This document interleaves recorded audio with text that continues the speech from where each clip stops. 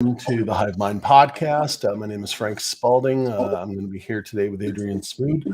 Uh, Daniel is unfortunately out sick today and wasn't able to attend. So we're glad to be here with Adrien. He's a best-selling author and focuses heavily in on mobile homes. So Adrien, why don't you go ahead and introduce yourself to everybody today? I appreciate you having me, Frank. I am in Central Florida, in between Tampa and Orlando. And I really started about 20 years ago as a terrible, terrible tenant.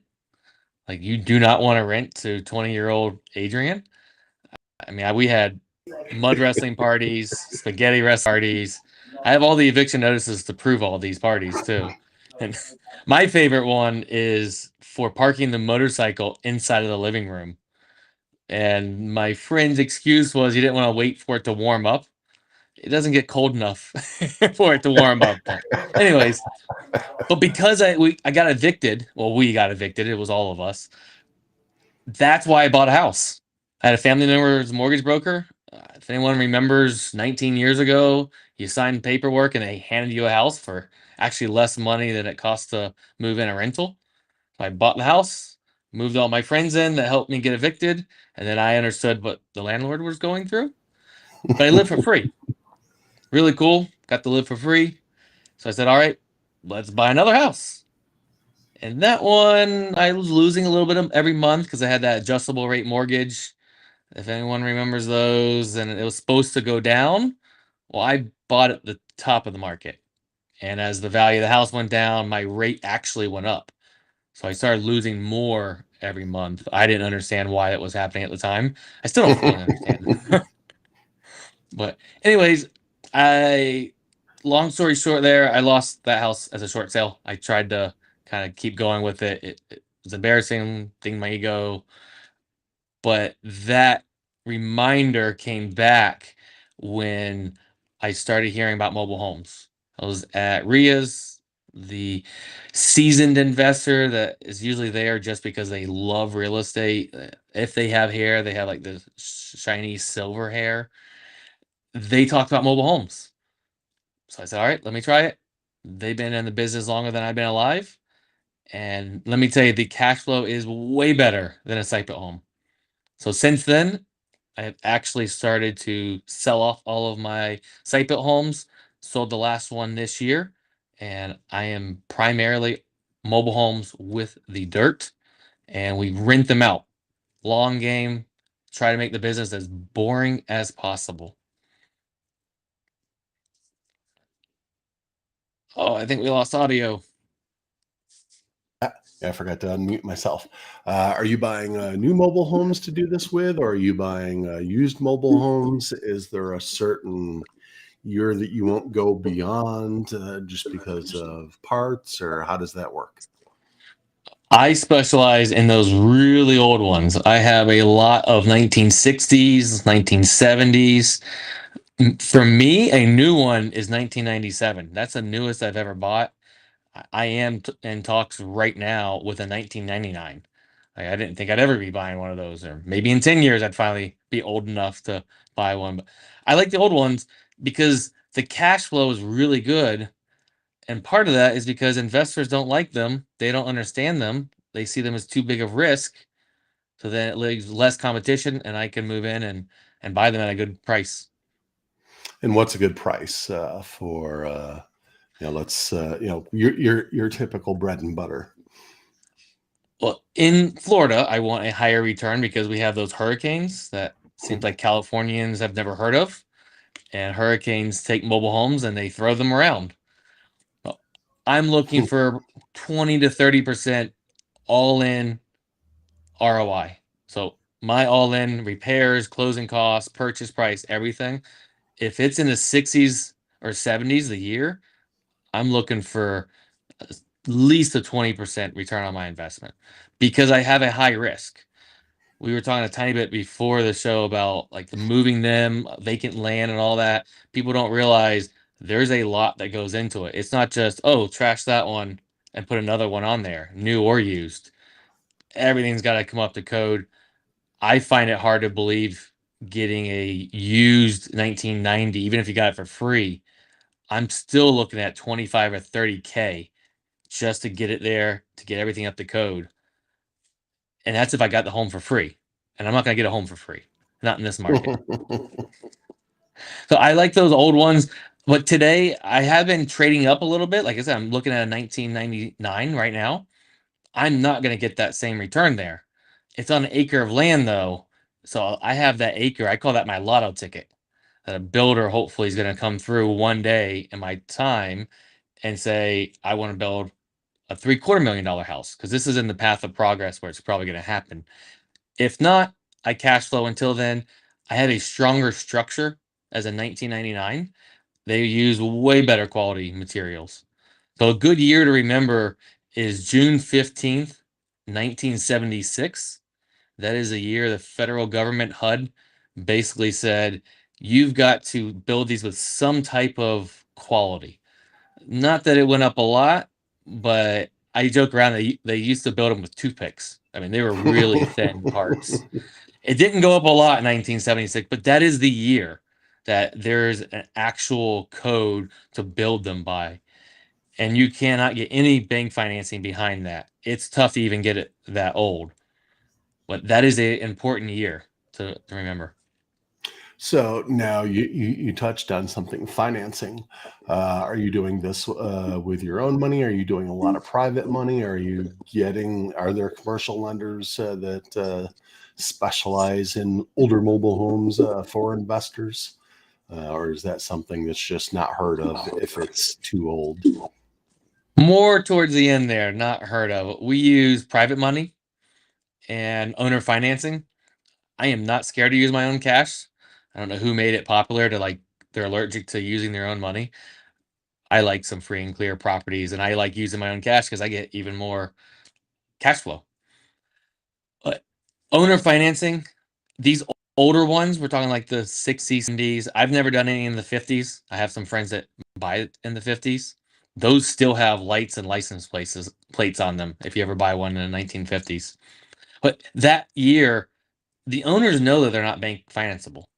I mean, if it's an investor or if it's a homeowner, they already know it. There's no like, why don't you just go to a bank? That's the excuse I used to get with the site built world of trying to buy owner financing. I don't get that excuse. Now, I don't use the term financing. I like the term payments. It sounds easier, it sounds simpler, it doesn't imply interest. I like to start at 0% and let you work me up. So, and if you don't, you don't. But so owner financing is a lot of them. The one I'm working on right now, it is going to have to be a cash deal, so it's going to be private money, or I could use my own cash for it if I decide to. Because owner financing doesn't work for everyone. Definitely. And where do you find these deals? Networking is my biggest way. That is me. It fits my personality, but you could use any type of traditional marketing. Signs on the side of the road, letters, MLS, Google AdWords, Facebook marketing. The only thing you have to do is replace the word house with mobile home. All of it works. I've bought properties on almost every type of marketing, but the networking fits me the best. I go to RIAs, I stand up and say, I buy mobile homes. There's always someone that kind of looks at me funny afterwards. They come over and tell me, you're an idiot. Why would you buy them? They depreciate. They tell me all these negative things. And I reply, you're right. They're terrible investments. Give me all your leads. And they do. And I pay people for their leads. I try to keep everyone in because if you get paid by me, you want to talk to me more. And then Definitely. realtors the other big one because a older mobile home like that is going to sell for way less, probably a zero less on the end of the Yeah. number. The realtor does the same amount of work. You can argue more work with a mobile home. Well, why would they not want to get paid more for the same work? Realtors do want to help people as much as investors try to give them a bad name. The good realtors want to help. Hmm. I became a resource just as information, and every once in a while, it comes back to me. I am not licensed, but I have gone to the continuing education that they have to go to because who's there? They're really serious. Uh, Realtors. So the really serious ones, now I'm the new person in the room. They want to come talk to me, not me trying to go find them. Yeah. And then realtor after hours are always fun. They're not frugal like us investors. Like they'll buy you food and drinks. Investors, we won't buy you anything. So yeah, networking is my way, but you have to do whatever works for your personality, I think. And you just tell people what you do, no matter what type of marketing it is. And you just say mobile homes. There you go. So we were talking a little bit before we started off, and you said there's the three types of mobile homes, or kind of the perceptions. So what's your preferred? Are you just looking for the mobile home itself, mobile home and land? Are you going after parks themselves for the entire park? Where you're paying lot rent, or if you own the entire thing and you're charging lot rent. What's your bread and what's gravy? What's bread and butter for you? So yeah, let's break those three down. You can buy the entire park, everything.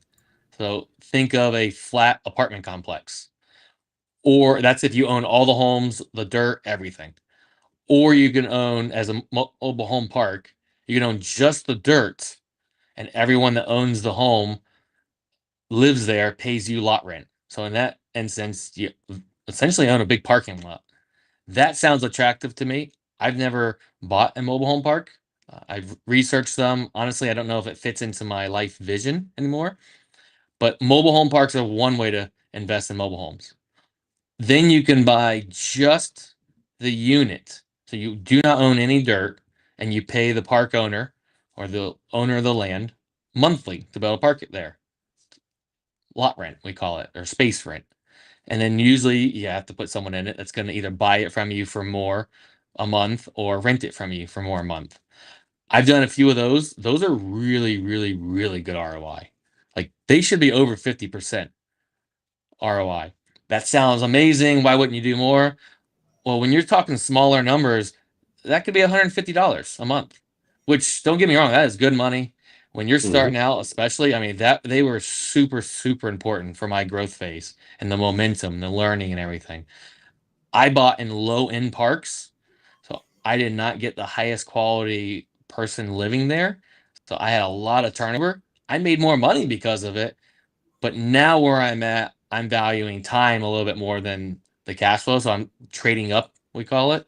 Hmm. Those are a great investment. I mean, I know very, very seasoned investors that always try to keep a few dozen of those.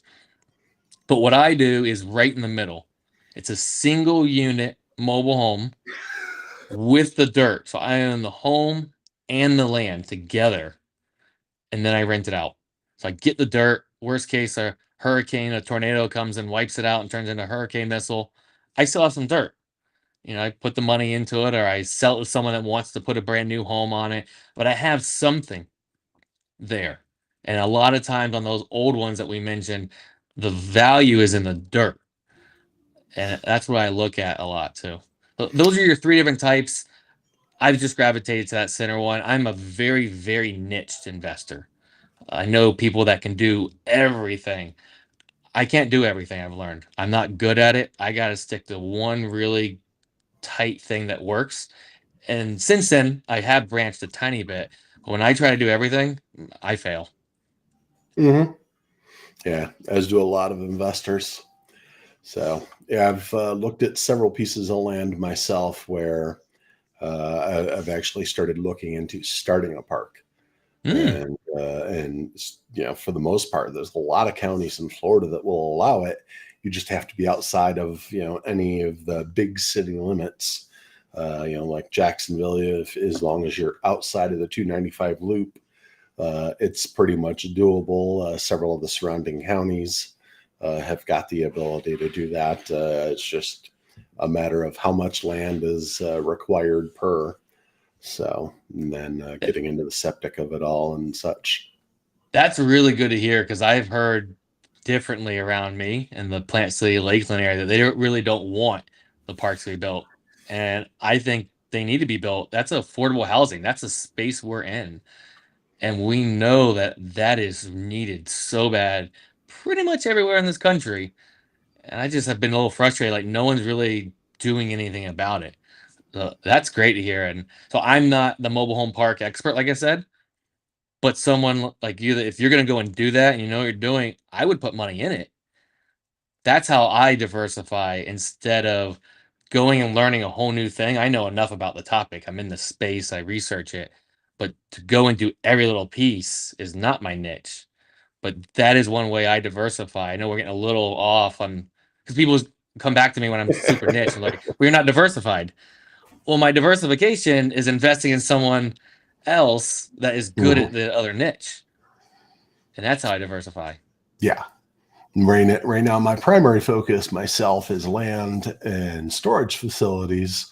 But I've got partners, from the finance side of things that have partners who are extremely experienced in assisted living facilities. So we're actually meeting tomorrow afternoon to finalize our offer for a parcel in Land O'Lakes that Nice. had been previously zoned and approved for an assisted living facility. And the property owner ran out of funds. And this is back 07, 08. So, apparently they'd somehow lined up HUD funds for it and got shut down because of, the obvious fiasco that happened at that point in time. And they're still sitting on it. So it's a matter of trying to get the plans recertified and brought up to current spec. But finding builders and stuff, and one of the partners has got, done 72 facilities. So it's you said it. It's not my niche. It's not something I know, but I'll partner with someone who's got that experience. I'll help raise the funds, and I've brought the land for the deal. So let's see what happens. But in that same breath, I'd love to do a park also. As you said it, there's a massive necessity right now for affordable housing, and there's almost nobody can afford it right now. I mean, in my area, so Plant City, a double wide in 1997 with the dirt, so the home and land, an acre, that will rent for 1,800 to $2,000. I don't think that's affordable housing in my market, but that's what the rent has gone up to. Oh And my God, I'm supposed to be in the affordable housing space. that's what houses Now, are going for here in Duval County right now, yeah, 1,800 to 2,000 or more. yeah, it's crazy. Now my area, they will pay a little bit more because of that acre, but we still have some stuff in the true affordable housing, but that's the older stuff. And we have to keep it more as a handyman special. So we don't fix them real pretty in order to really keep the home in the affordable housing space. Because if we go put another 15,000 in it, then we got to charge more to make the money back. So we really stay in the affordable housing space. It works in our area. We're real rural. I mean, we're really similar to Jacksonville. It's just the type of area, the county that people like the land, and they want privacy. They value that. Definitely. Yeah, and Jacksonville's just growing like a weed. Multiple military bases, 2 Navy bases. You go just north of the state line, and we have Kings Bay Naval Station, which is a submarine base. But there's also a lot of finance companies that have moved into the area, and the sports franchises, and it's just it seems like every real estate related website out there is talking about how Jacksonville's the hot market. So now just about every investment company is clamoring to get in here, and just the numbers of everything are going through the roof, including mobile homes. Most of the That time, was they just want the land. We were talking. They'll take the land, especially if it's in the loop. They will eliminate the mobile home from the land and parcel that out to 2 or 3 lots, depending on how big the original lot was, and then build 2 to 3 shotgun houses on it, and just go up 2 stories on each one of them, so that you can get a big enough home. that was my area a few years ago. I've seen a lot of similarities, and I hear everyone talking about Jacksonville. You're probably the same as me. Like, stop putting it on these websites. We're not in the top 10. Get out of here. Let me just buy stuff. Yeah, myself and a lot of people. So you are an author. Tell me about your book here that we'll link for everybody here. Howtobuymobilehomes.com. Yeah. So it is a book. It's a story of how I started as the terrible, terrible tenant and to how I got to today as financial freedom, is a big buzzword. I like to talk about lifestyle freedom to be able to be where I want, when I want, with who I want. I'm actually in Wisconsin as we're recording this. I drove up here to see some friends for their 20-year anniversary, and then I'm in some masterminds.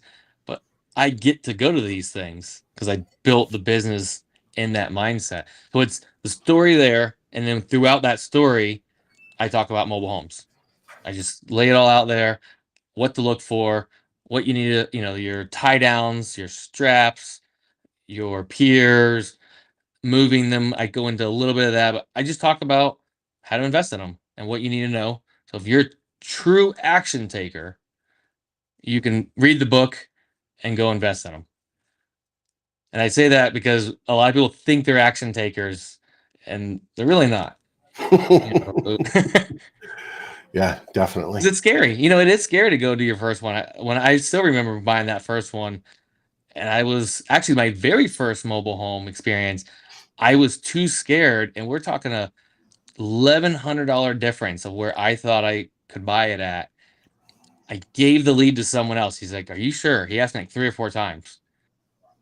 He got money in 2 weeks on it. And it was a really good learning lesson. I mean, I never got any money out of it, but it was still a great learning lesson because I got to kind of follow. He told me what he did. And I was just too scared to take the action. So later when it happened, I took the action when I got that next lead. Your shirt. I met you at the Hero event here with Tim Mai, and I noticed you were wearing those Dayglow yellow shirts and had your Dayglow yellow jacket with you also. Lifestyle REI. Tell me about Lifestyle REI. I am a yellow highlighter. It is very rare to see me without a bright yellow shirt. This goes into that marketing thing we were talking about earlier, how to find them. I like to stand out. I like a little bit of attention. And as you just mentioned, you remembered my jacket, you remembered me. And if you're memorable, you spend way less dollars on marketing. So the color works for me. And so the lifestyle ROI, what is it? It is what I mentioned earlier, starting with the end in mind. What do you want the life to look like? Now let's build a business that caters to that instead of let's build a business and then have our life somewhere fit in there. I don't think most people want to work 80, 90 hours a week. Do we have to do that when we're growing at times? Yeah. And even afterwards, there's still times that things mess up. But this is my teaching and education brand. I want to make it cool again to not work 80 hours. I've learned stuff from Grant Cardone, but I don't really think that everyone wants his lifestyle of always working, always go, go, go, go, go, go. So wearing this shirt, like we just talked about, the omnipresence, that actually came from him. That's where I got that idea from. Always be wearing it and always be branding. But I don't want every moment of my life to be work. So that is the basis behind my education. I just like to say, hey, find what works for you. For me, it's mobile homes. Like you mentioned storage. I got a lot of friends in the storage facility space. That's a great space. I actually have a little bit of money in it as well. And so it's finding whatever fits your end result. Most definitely. My freedom is being a dad and being able to take the kids to Disney on a fairly regular basis. Awesome. That's their addiction, and that's something I was blessed with when I was young, is getting to go over there, getting to go over to Cocoa Beach and see the rockets go up and stuff like that. For me, it was the space shuttle originally that I got to go over there and see several times with school. But and that's part of why I like being here in Florida. Is it's a quick trip down. 2-hour drive south, get to see there. Go 2-hour drive, 2.5-hour drive over, and we're at Disney. So, and I'm trying to find some Airbnb-able properties over there. And now I'm thinking maybe mobile homes that I can still put out on Airbnb when we're not there, And I mean, it's a huge business over there, obviously near the Disney World Metroplex. And rent them out. Have you done that with any of your properties? Have you Airbnb'd them, or are you strictly longer term rental? I'm strictly long term. When I say long term, I even tell our residents when they're moving in, I want you to move in and stay for the rest of your life, and then I want your kids to move in. So I mean long term. But when we first got into mobile homes, we were in an Airbnb in northern Georgia, the Blue Ridge area. Okay. And we were in an Airbnb, beautiful little tiny thing in the mountains, wood siding, looked like a log cabin. And then my wife was like, "This is a mobile home." I was like, "No, it's not." Went outside, pulled apart the skirting. There's the axles, and they just cut real thin log-looking things and put it on inside and out. I thought it was a log cabin. So yeah, you can definitely turn them into Airbnbs. Definitely. I know people doing that with tents. So calling Yeah. it glamping. Real nice big 10-person tent.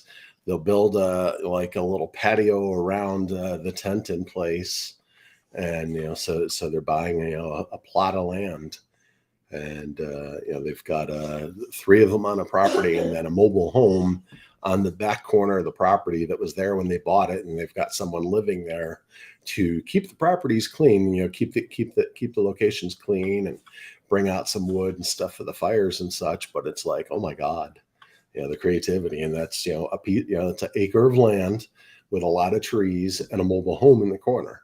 And what did he do with it? Brilliant. Put up some tents. It's brilliant. And there's people wanting it, like you said. My cousin actually goes glamping. He goes to Disney to go glamping. He There you spends go. a lot of money because Disney's putting it on. They even have a little bit of Wow. glamping. And if Disney's doing it, it works. Mm-hmm. Most definitely. Most definitely. So what's on the horizon for you?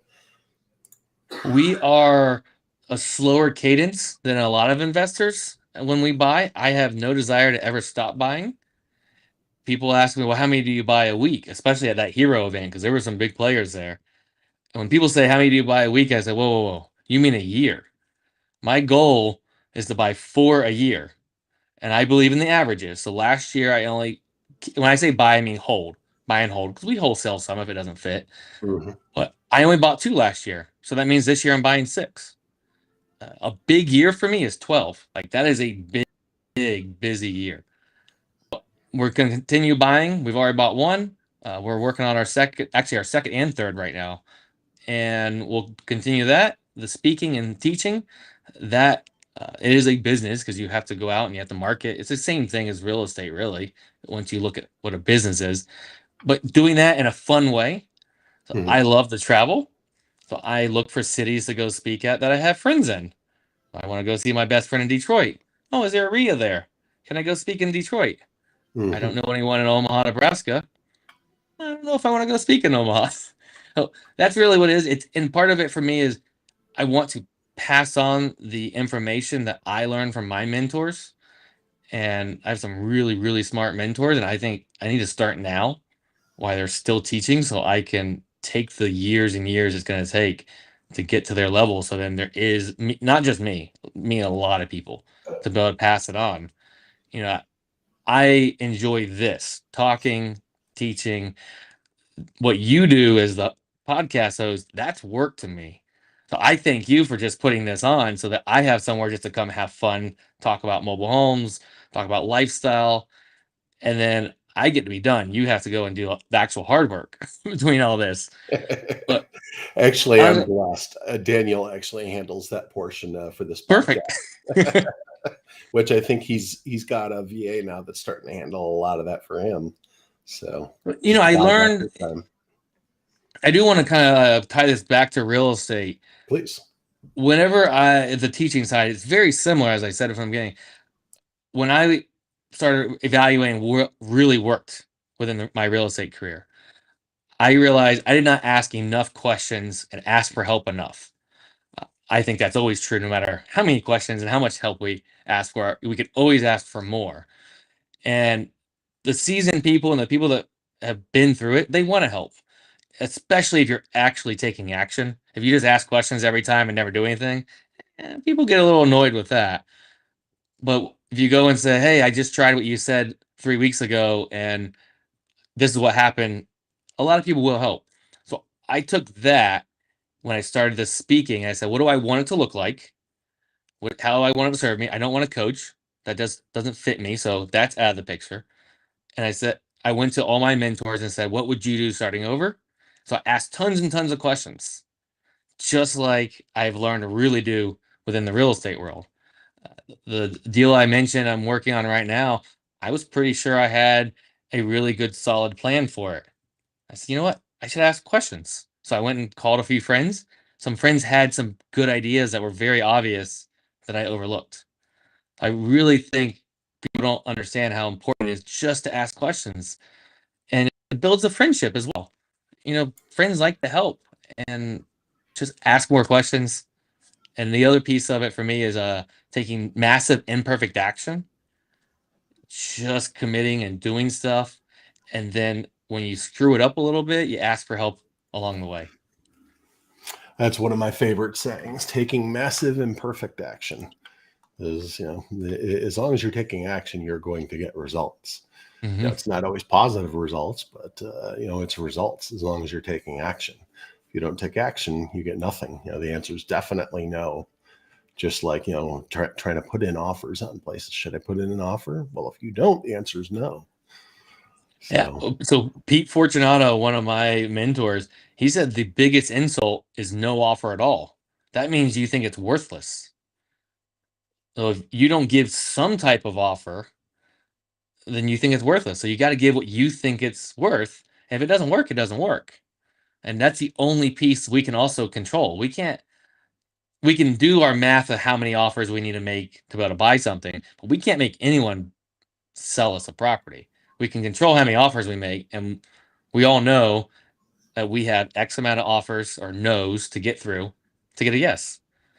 So it's the old saying, you just look for a no's, and mhm. then eventually, you're gonna get your yes. That'll allow me to segue into one of my favorite questions to ask. One of my favorite books, along with Secrets of the Millionaire Mind, is Go for No, which Mm, it's all about a gentleman who was a great salesman, but his goal was to get two yeses. And if he got on the phone early that day, and he was with Xerox at this point, the author, and if he got his two yeses really quick and early in the day, he'd stop and move on and go do whatever. And instead, he finally figured out, just set for a target number of no's and keep mm, going until you've gotten there, because you might get six yeses in one day. And it kind of hit him when he started having massive success, because he kept going, just trying to get to a certain number of no's, as opposed to limiting himself to just those two yeses. And he might still have three quarters of a day, or have his goal was five for the week. Well, if you have hmm. two really good days in the beginning of the week, what about the other 3 days of the week? You throwing that away, and he was. So, what are your favorite books or book? Oh, What's the number one that you recommend to everybody? Not counting your own book, of course. this is literally one of the hardest questions to ask me because it's almost always the very last book I read. And I can read the same exact topic and it's the last book I read. And I really think it's because I'm at a better place to understand that book. Mm-hmm. Right now in life, I read a lot more mindset. I'm very big into the mindset. I'm a very big Hal Elrod fan. So I've been doing the Miracle Morning for about 5 years. Uh, I think one of my bigger books right now for this year is The Inner Work. It's by the yoga couple. And it took a lot of mindset books. I think they're about my age. Mid 30s is what they look like from following them on social media. But I think they learned from a lot of the same people I learned from, and then they put all their learnings into a book in a different style. So I really enjoyed that. I thought it was pretty easy to grasp. I'm also a big Joe Dispenza fan, and that can hurt people if they're not going to dive deep into that world. So right now, that is my book to give away in December. So every year, I pick my favorite book that I think is best for all my family and friends, and I buy 20, 30 copies and I give everyone one. You'll have to. There's a lot of books that come up under the inner work title, so you'll Okay. have I'll have to to. send you the link. Yeah, post us a link to that within the Hive Mind, and we'll add that to this for sure. So, are there any podcasts you listen to on a regular basis? Hal Elrod is probably my most committed. I have a long list of podcasts on there, but he's the one I don't miss. I might get 2 or 3 behind, but I could be having a bad day, or not bad day, but low energy day or something. I'm like, oh, Hal always brings me up. So I'm always all right. Let me just stop what I'm doing, go for a walk, listen to Hal. If you've never listened to any of his stuff, I just really highly recommend it. He's a great guy, great story. I think he's out of that world of big speakers and that mindset. I think he's the most genuine. I'm a big Tony Robbins fan, but Tony Robbins is a businessman. Mm-hmm. He's a businessman. Hal Elrod is a genuine, I want to help guy. I will have to check them out for sure. One of my favorites is Brian Ponziano. Very focused on mindset. He does a regular meeting on Mondays as part of a couple of the groups he's part of. But he's out of California. It's either California or Arizona. I can't recall which. But he's really good friends with T. Harbecker's old business partner. And very focused on the mindset end of things. And I know Tuesdays they have a regular group that meets, and it's all focused around Secrets of the Millionaire Mind. But looking at going at it more from the study guide side of things. So Ooh, I'm very gonna have much to check that out. mindset focused. Yeah, I'm definitely gonna check it because I'll that's a book definitely I've link read a them. few times. That's a highly recommended book by me to people. Oh, I love that book. Yeah, that is one of my favorites. It's one of the ones that really changed my life for certain. So, yep. you sit there and argue you can't change your mindset, and someone's like, "Read this book."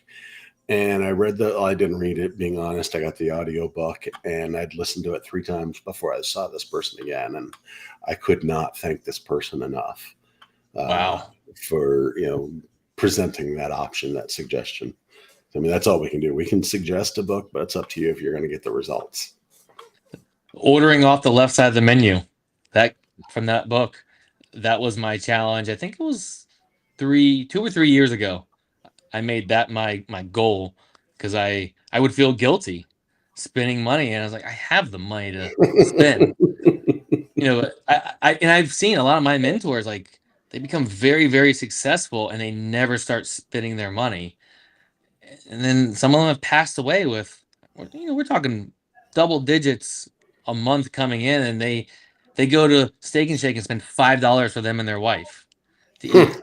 And it's like, you have this money, like, enjoy it. Like, you work for it. Yeah. So it's, we have to sacrifice on our way up, but it's retraining. I mean, it was a struggle sometimes for me to cover up that right side. And I'm not saying I don't struggle still today, but I work on it. I'm like, all right, you're going to spend it. Definitely. I did not think we would be talking mindset on this, but I mean, it fits 100%. I mean, anything real estate investment wise. And I can tie that back here. I'll tie it back to the mobile homes, because you're right. We haven't talked a ton about mobile homes. Investing in mobile homes is really a mindset, because most people won't buy them because they think they're dangerous. They think they depreciate. They think they're hurricane magnets, tornado magnets, whatever you want to talk about. You can't buy and rent something like this, can you? Yes. I bought that. I bought it on owner financing, $1,000 down, $100 a month. I put 12 grand into it, and it's rented for $730 a month, and they've been there for 3 years. Brilliant tenants. You can do it. You have to go get educated and get past the mindset that these are terrible investments. Are they riskier? Yes. But if you educate yourself, just like anything, it can work. I've Now, never bought a stick-built. I'm sorry? Is that something you're teaching? I apologize. Yes, yes, it is. Talking about you like teaching and speaking, tell us about your teaching. Yeah, so I do every year. I do a 2 day. Well, actually, last year was a 1 day class. This year it's gonna be a 2 day class on mobile homes, cashing in on mobile homes. Actually, my buddy that lives there in Jacksonville, I was talking about, Mark Bracy. I bring him in to help teach the fix and flip because that's what he does. He knows how to do it. And I said, hey, if I just gave you a few hours to speak, do you want to come speak? He said, yeah. So I teach on how to buy and rent. That's my main business. His main business is buy and fix and flip. So he teaches that part, and it's just information. It's what we both are doing, and then I do have the recordings available for people that can't make it to the live class. But we go through at the very beginning, busting these myths because you can't. You have to set the mind right to be able to accept all the, what the outside world craziness. Like, how can you fix something like that? It's a terrible. I hear all of it, and some people, because I follow up with everyone. One of the guys afterwards, he said, "No, I realized mobile homes weren't for me," and that was great. That was way cheaper than buying a mobile home and learning it wasn't for him, and then getting it in way over his head.